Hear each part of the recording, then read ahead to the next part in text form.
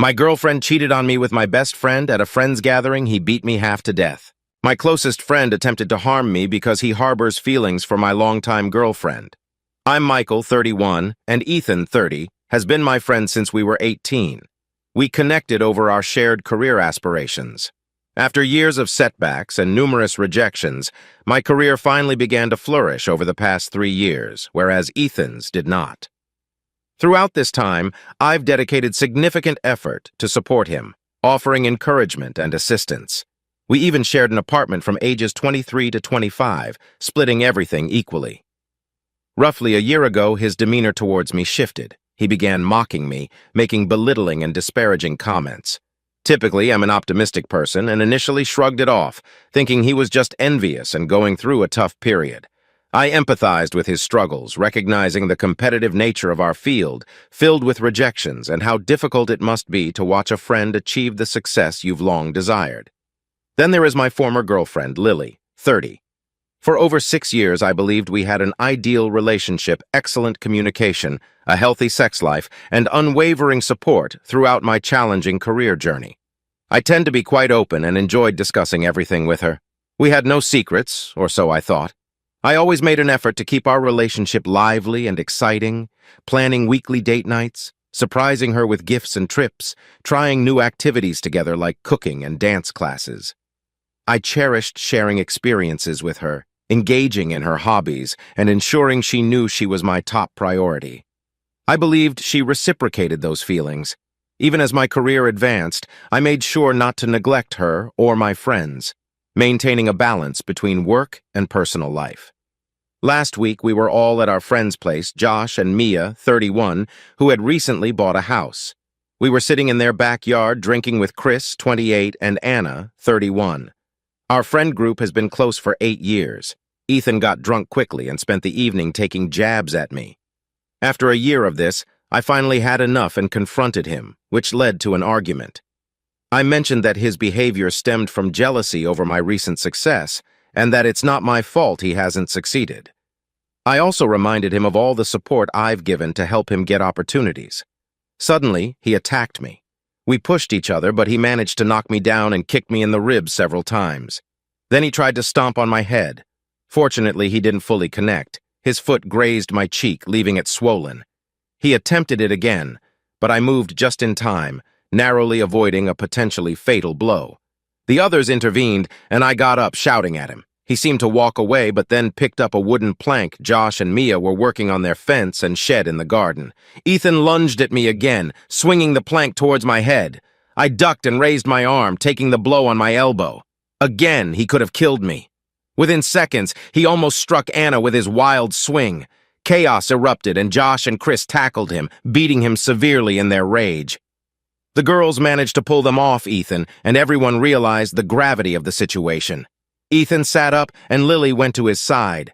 His face was bloody, but Ethan didn't lose consciousness. Katie ended up driving Ethan to the hospital and came back in the morning. Ethan had a broken nose and a slight concussion, and she dropped him off at his parents' place. She said Ethan didn't really talk to her, explain himself, or even apologize. None of us really slept that night, and honestly, after that, things are a bit blurry to me, probably a mix of alcohol, shock, and adrenaline from the worst night of my life. But it just got worse. You might have noticed I haven't mentioned Lily for a while. We were sitting around, and Josh said something like Ethan deserved worse than a broken nose for trying to kill me twice and almost hurting Anna.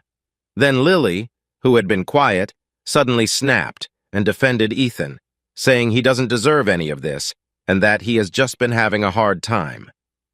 Josh and Lily almost ended up in a screaming match before Lily stormed off. I followed her, thinking we were all in shock and sleep-deprived, and planned to comfort her. I found her in the guest room crying. I told her I understood we were all in shock and maybe we should just try to get some sleep. She didn't even look at me, and suddenly I realized that Ethan and Lily were sitting next to each other the previous evening. It wasn't the first time. When Ethan was screaming at me, Lily was by his side, hugging his arm, pleading with him to take a walk with her and calm down, pleading with Ethan, not me. After Ethan kicked me, stomped on me, and swung a plank at me, her attention was still on calming him down while I lay there in pain. She didn't check on me when the guys were beating Ethan. She was screaming and hysterical, trying to pull them off him. I don't even remember her asking me once if I was okay all night. So I asked her, "Are you cheating on me with Ethan?" She just started crying hysterically, repeating that she never intended for it to go this far, and I got my answer. I just lost it and started yelling at her, asking what was going on and how she could do this. The others came in, and the guys took me to another room and tried to calm me down. Jane and Katie ended up driving Lily to her parents, and Jane stayed with her because they were worried about her. All the car ride, she cried so much she couldn't speak. When they got to her parents, Jane and Lily's dad had to help her up the stairs and into bed as she could barely stand, still hysterical. The only thing she managed to say or scream, according to them, was that she had ruined everything. Jane stayed because her parents were worried sick and had never seen her like this. Jane and Katie told them what had happened with Ethan and me, and it seemed to stem from Ethan and Lily's affair. 5 days passed, and I was in so much physical and emotional pain, just so angry and confused. My elbow had a fracture, I had a couple of bruised ribs, and the right side of my face was swollen. The night kept replaying in my head. I sent Lily some texts asking for an explanation, but she didn't answer. Then this morning, I got a call from my former mother-in-law. Bless their hearts, my former in-laws are amazing people who have always been kind to me and have helped me a lot these past years. She was very apologetic for her daughter and very understanding. Then she said that Lily wanted to see me and talk and asked if I could come over, which I agreed to. I arrived, and they said they would wait outside in their car to give us space. But because of Lily's state, they didn't want to leave the premises. When I walked in and saw Lily, it was a roller coaster of emotion, anger, and bitterness. Then I felt sorry for her and just wanted to hug her. She looked awful, like a mental patient who hadn't eaten, showered, or slept since that night. I just felt so bad seeing her like that. I had to restrain myself from running over and taking her in my arms, so I just sat down facing her. She said I could ask her anything and that she would be honest, repeatedly saying how sorry she was and how she had ruined everyone's lives. I'm not going to go into too many details as this is long enough, but basically, a year ago, Ethan confessed his love for Lily and had been very persistent since then. She said she made it clear it wasn't mutual. I asked why she didn't come to me, and she said she didn't want to ruin our friendship and wanted to fix things herself. In the past few months, he had become more aggressive, asking her to leave me for him. I asked if anything had happened between them. She admitted they kissed twice, with Ethan initiating both times, but she stopped it. They also cuddled once while watching a movie, during which Ethan tried to initiate sex, and she left, setting clear boundaries. I asked why she kept seeing him alone if he was constantly trying to kiss her and get her into bed. She said he always promised he wouldn't do it again. I asked why she didn't cut contact, why she kept answering his DMs, kept meeting him, giving him false hope, and leading him on. Did she like his attention? Then she said the strangest thing, that she felt bad for him, felt sorry for him, felt protective of him like she was his big sister. WTF. She felt the need to help him get over her. She even set him up on a date with a friend, which she sabotaged by being a jerk to the girl. I asked her if she was stupid. If she was telling the truth, she did nothing but keep his hope and crush for her alive by giving him all her time. She started crying and doubled down on having a sister-brother relationship with him, wanting to fix everything, saying he was just having a hard time, and she wanted to help him get on his feet again. But he kept getting more persistent and started talking badly about me, saying I didn't deserve her. She said she regretted everything, admitting she was stupid and had ruined everything, dealing with everything in the worst way possible. But she did it in good faith, not realizing she was just making things worse. Then I asked her if she had any contact with him since that night, and she took an awkward pause before bursting into tears and saying yes. That just destroyed me completely. This man had been trying to get with her for over a year, tried to kill me, and I waited 5 days for her to answer me, only for her mother to call me on her behalf. Meanwhile, she had been texting with him. I couldn't answer. I just felt like hurting her emotionally, not physically, so I decided to get up and go. She pleaded with me, offering to show me the texts, saying she just checked if he was okay, and then told him it was over and to stop contacting her. But for me, she made her choice. I was in the worst pain of my life these last 5 days because of them, and she still chose to continue talking to him while I was on my own. I walked out with her following me and pleading. Her mom and dad got out of the car and asked if everything was all right, and I just lost it. I yelled that their daughter had ruined my life, how she could choose the man who tried to stomp on my face over me. I was so angry I couldn't even drive, so I just started walking away. I don't know how long I was walking, but my ex-father-in-law drove up next to me and told me to get in, which I did, expecting him to yell at me or tell me off. But bless his heart, he just drove me home. We didn't talk all the way, but when he stopped outside my place, he put his hand on my shoulder. I couldn't even look him in the face after what I said to them. Lily did text me a screenshot of their texts, which seemed to prove what she said, that she only checked if he was okay, and then told him she couldn't keep him in her life, and that she would never forgive him for attacking me. She also sent more screenshots of their previous chats, mostly of her telling him to stop, that she didn't have feelings for him, and of her rejecting his advances. But as they had been talking for over a year, I guess she could cherry-pick parts of the conversations that look in her favor and leave other parts out. I have not responded yet, and I don't think I ever will. I will block her, but for some reason I just can't yet. Now, I'm here, just getting this all out of me. I feel so betrayed, angry, and horrible. I want to hurt Lily and Ethan so badly, not in a violent way, just emotionally, to make them feel the pain I'm feeling. I know that's not a healthy way to feel or a healthy thing to do, so I hope just writing this out, even if no one reads it, will help me start to process what the hell has happened. How my life went from feeling perfect to feeling like I will never feel good again. I feel like this pain will never go away. How on earth can someone heal from this? I feel like I lost everything. The people I used to love with all my heart, I now feel nothing but hatred for. Lily said she didn't cheat and didn't have sex with Ethan, which I doubt because I'm not stupid. Even if they didn't have sex, she still betrayed me on so many levels, as did Ethan. I don't think I will ever forgive them. I don't feel like I will ever get to a place where I would even consider trying to. So to anyone who has ever been through a betrayal like this, from partners or friends or both, what is my next step? How can I begin the process to stop thinking about this and start trying to live my life again? Update. So I haven't felt the need to update until now because I kind of need advice again, or just reassurance on what to do. Since so many have asked for an update on the whole situation, I will try, but going into too many details will make this far too long. The situation I need advice on is in the bottom paragraphs. Sorry, this is so long again, I didn't mean to, but when I started writing, I just felt the need to get everything on my mind out. Everyone told me to press charges against Ethan. I don't know, maybe many of you are Americans with too much belief in the justice system or have watched too many TV shows about lawyers.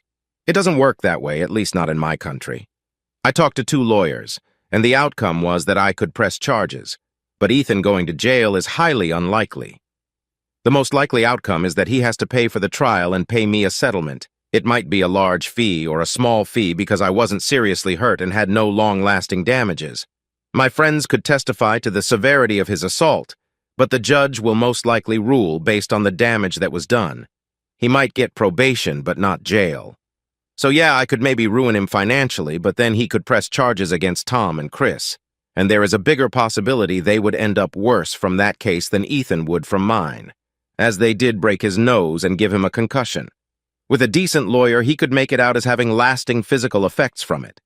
This could become months or even years of dealing with this, and I just want it over with.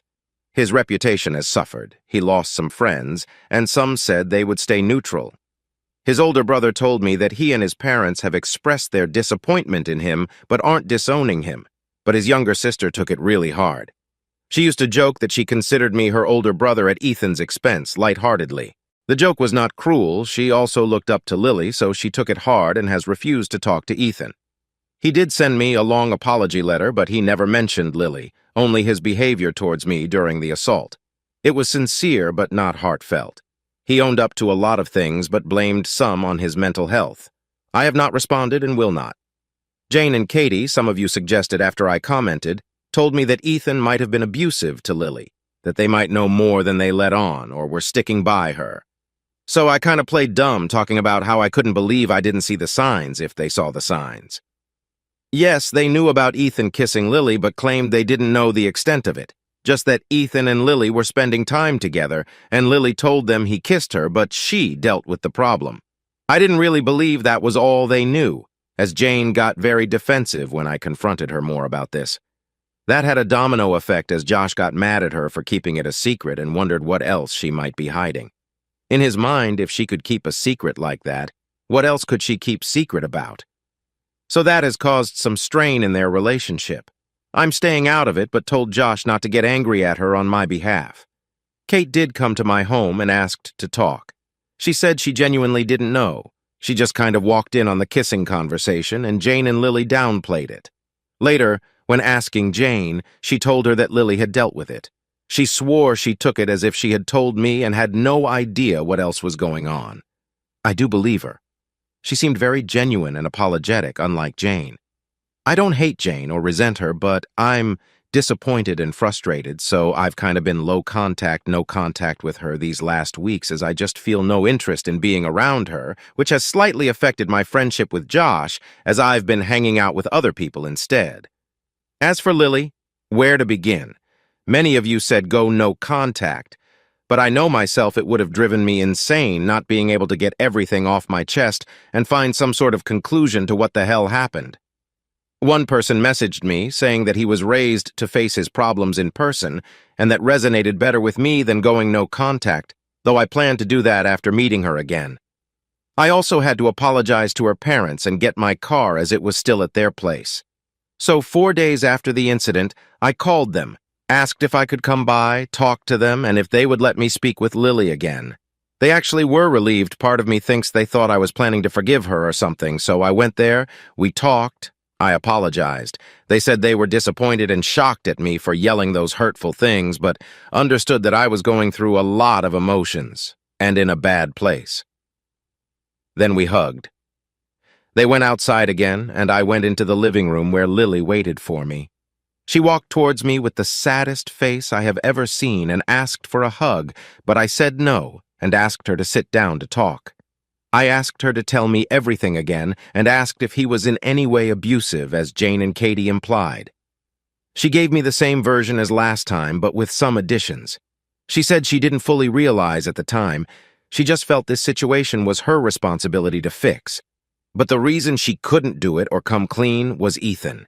He threatened her with telling me himself that they kissed, that they were in love, that she was cheating on me when she tried to cut communication with him. He said these things would ruin our relationship and the friendship. Between Ethan and me, that I would believe him and not her, so she felt trapped in dealing with this on her own. I asked if he was physically abusive. She kind of hesitated and said not really, but on 2 occasions he did hurt her, not badly, but to the point of pain. One time at an event we were all at together, he got her alone and asked her if she really didn't love him. She said no and told him not to do this there and tried to walk away, but he grabbed her wrists and wouldn't let go, dragging her closer and hurting her wrists. I remember that night and noticed halfway through the event, Lily went quiet and distracted but told me she was just tired. The second time was similar, but they were alone and he grabbed her bicep and squeezed, leaving bruises. I don't remember seeing any bruises on her. I would have noticed and asked about them. Maybe she hid them. I also asked if it really wasn't sexual, that his intentions were obvious, and why she kept putting herself in that position. She just said she didn't know, that she was being stupid, but they never had sex. I asked why he had so much power over her, that she couldn't find the strength to just tell me the truth for a year, and why she believed I would trust his words over hers. Again, she said she didn't know, that she just kept making mistakes. I asked why she ignored me after Ethan attacked me, but not him. She just started crying and kept saying she didn't know why, that she thought our relationship was stronger than that and we would bounce back, and she was worried about what Ethan would do. I said that was the reason that hurt me the most, that she was too busy worrying about him and not about me, that to me, she chose him. She insisted she didn't choose him, but I stood firm that it felt like she did. Then I explained how much she and they had hurt me, that all the trust was gone and that we were done and I would have no contact with them. She asked if there was a point in the future we could be in each other's lives, and I said no. But it was eating me away, as there were so many things I doubted in her story. So I reached out to Sarah, Lily's best friend, and said that I was just destroyed and felt like nobody around me was telling the truth, and begged her to be honest. To my surprise, she answered. It appears she knew a lot, but Lily kept her out of the loop with many things. She knew about Ethan and had told Lily to stop talking to him and to tell me about his behavior. She knew about them kissing and that Lily regretted it and was the one who stopped it from going further.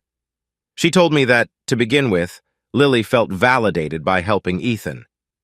She used to like the dynamic in our relationship where I needed her support when my career was struggling and full of rejections, not that I was constantly crying on her shoulder or relying on her money, but on many occasions she was my support system, the one who cheered me up, hugged me, cuddled, motivated me, made me believe in myself and kept me going. When my career took off, she felt that dynamic was missing. But then Ethan was in the position I was in, and she could give her support to him and feel that validation again. I was just baffled. Sarah said she was too when Lily told her. I asked if she felt validated by the sexual attraction from Ethan. Sarah said Lily never really talked about that, but as a girl herself, and knowing Lily for 30 years, she suspected that was a part of it too. Then I asked, as I've been fearing I might have been delusional about being a good boyfriend, if Lily ever talked bad about me, if maybe I did something to drive her into Ethan's arms. Sarah said not really, that Lily always sounded very much in love and often talked about how happy she was with me. Happy she was, how I made her feel special to the point where Sarah was almost jealous on a few occasions. Lily did call me overbearing, clingy, and said I would sometimes shut down and be selfish, but never anything worse than that. Since then, I kind of think Sarah has been flirting with me. She texts me every day, at first just asking how my day was or how I was feeling, then sending memes, and eventually memes that are kind of sexual. But I have no interest in anything with her, so I guess I will have to shut that down. I don't want her thinking I'm leading her on. I'm just trying to come to terms with all of this, trying to move on. Then about 8 to 9 days back, I get a text from Lily. I had blocked her on all apps and social media. We always communicated with those, but rarely with our phone numbers, so it genuinely slipped my mind. Or maybe subconsciously I didn't block her there. The message just said, "How have you been?" followed by her saying she smiled and laughed again for the first time because of me, along with a photo of me on her TV, saying how proud she is of me and that she looks forward to seeing my career progress. I work in the entertainment industry. My big break early last year was a job behind the scenes, which progressed to me getting in front of the camera. I'm by no means famous, it's just a little show, although growing in audience and popularity since we began, not on the main channel or anything. I made the mistake of responding, and we chatted for 2 days, not about us, but about some political issues in the country. I kept my distance, still. If she texted, I'd just wait until I was in the mood to answer or finished what I was doing first. Then she asked if I could find it in my heart to let her in my life again, if only in a small way, in the future. I said I needed more time, but it was unlikely. I told her I couldn't keep doing this for my mental health, said goodbye and blocked her again.